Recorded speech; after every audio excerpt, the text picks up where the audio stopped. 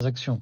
La Banque centrale européenne a d'ores et déjà indiqué qu'au-delà de 3 000 € stockés sur un compte en banque, elle écrêtera ou elle imposera des pénalités puisqu'elle considérera que les gens ne doivent pas détenir trop d'argent liquide.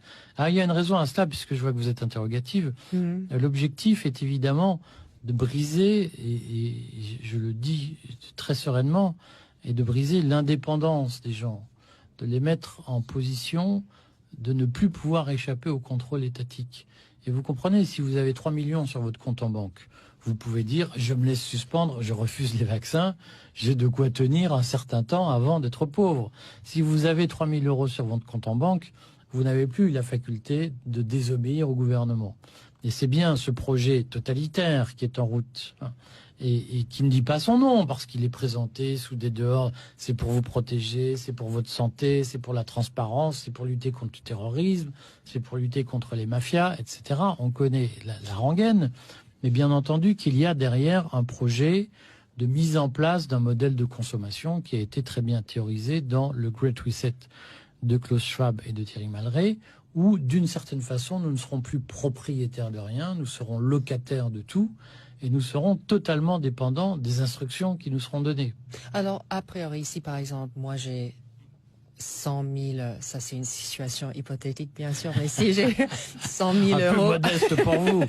Si j'ai 100 000 € sur un compte bancaire à la Société Générale, et ça n'a rien à voir avec la portefeuille numérique, je veux le laisser dans le compte et l'utiliser pour des transactions avec une carte bancaire. Ça ne sera plus possible, c'est ça qu'il faut comprendre.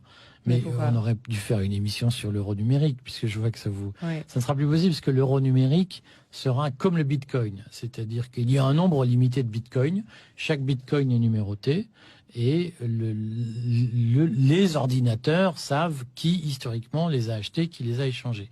L'euro numérique, ce sera la même chose. Il y aura un nombre limité d'euros numériques qui vous permettront de faire des transactions, et les ordinateurs de la Banque centrale européenne seront entre les mains de qui ces euros sont passés.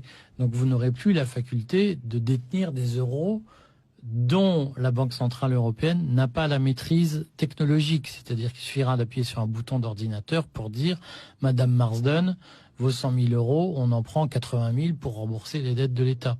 Et vous ne pourrez rien faire puisque cet argent sera comptabilisé sur ce qu'on appelle une blockchain, c'est-à-dire un système informatique. Ce ne sera plus de l'argent physique. Alors, mais pourquoi est-ce qu'ils auraient intérêt à faire ça?